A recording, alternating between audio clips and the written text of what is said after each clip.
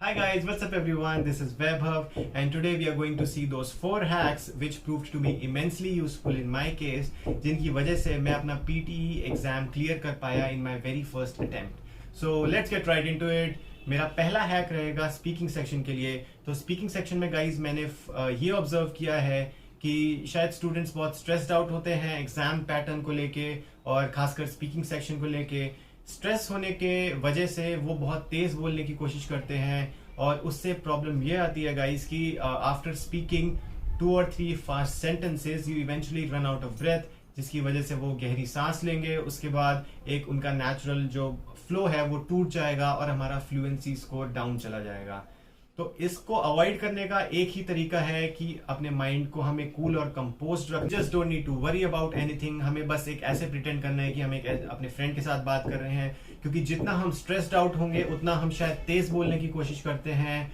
And believe me guys, that's not what the computer wants. Computer wants कि हम एक natural flow में बोलें, एक नेचुरल पेस में बोलें, जैसे हम एक रेगुलर कॉन्वर्सेशन कर रहे होते हैं. सो मैंने ये ऑब्जर्व किया है even in the exam room ki students they take speaking section like this. I have to go see my grandparents who live across the street and I will be there in 20 minutes. Instead computer को चाहिए कि हम इस sentence को एक natural और एक काम फैशन में बोलें like this. I have to go see my grandparents who live across the street and I will be there in 20 minutes.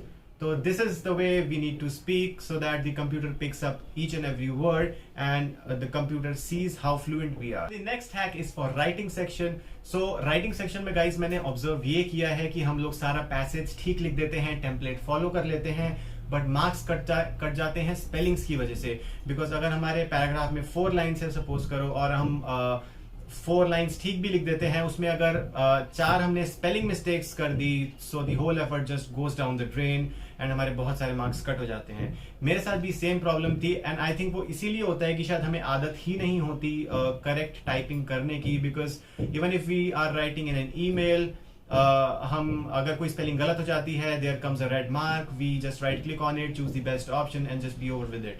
सो हमें बहुत इसका कॉम्बैट करने का तरीका ये है कि हमें बहुत कॉन्शियस रहना पड़ेगा कि हम एग्जैक्टली गलती कहाँ कर रहे हैं. जैसे ही सपोज करो कि कोई रेड मार्क आ जाता है, you just take it and just start typing in a different tab.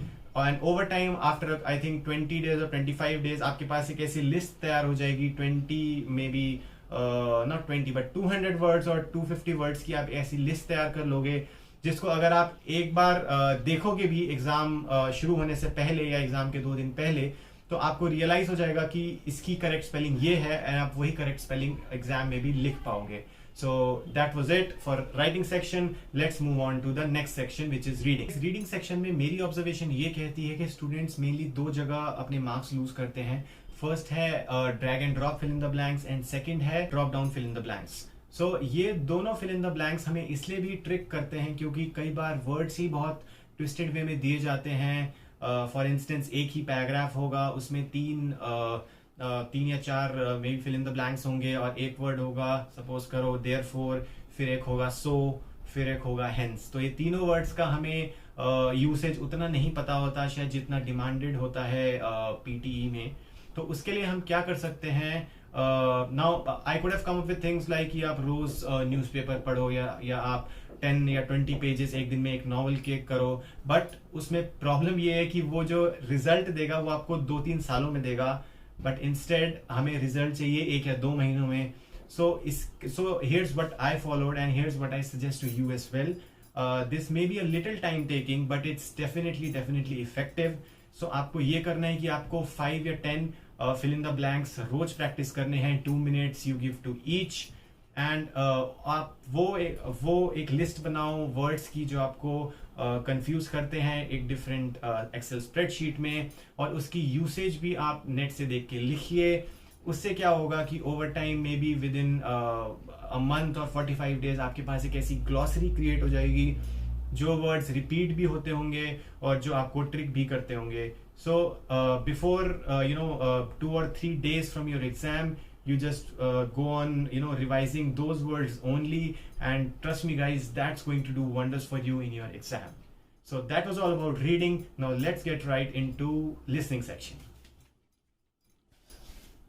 Guys listening section में ऑलमोस्ट सारे स्टूडेंट्स का सेम इशू रहता है कि सर हमें इंडियन एक्सेंट में तो इंग्लिश फिर भी समझ में आ जाती है, but when it comes to American, British या फिर ऑस्ट्रेलियन एक्सेंट तो हमें इंग्लिश नहीं समझ में आती या फिर समझने में टाइम लगता है।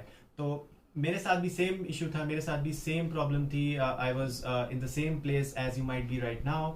तो मैंने ये किया कि I listened to a couple of songs in a day, और मैंने कुछ टीवी शोज देखे like 2.5 Men, the big bang theory and Friends के बहुत सारे सीजन्स, बहुत सारे एपिसोड्स देखे। आई थिंक खत्म ही कर दिए होंगे शायद। तो उससे ये हुआ गाइस कि जो मेरे ईयर्स हैं वो अकस्टम्ड हो गए सुनने के फॉरेनर एक्सेंट में, और बेनिफिट ये हुआ कि अब whenever I see और whenever I watch a television episode even without subtitle, तो मुझे perfectly समझ में आता है कि वो लोग क्या बात कर रहे हैं। और ये भी पता चलने लगा that when they speak in a fluent manner, तो वो वर्ड्स कहाँ कहाँ और कैसे कैसे सेपरेट करते हैं। फॉर इंस्टेंस I have में कभी इतना गैप नहीं होगा, they're probably going to be pronouncing it as I've given a set of cups to Stu. So ये टेक्निक भी आप जरूर अपनाइए and let me know how it works out for you. So guys, this was all for this video. I'll see you again next time. Till then, best of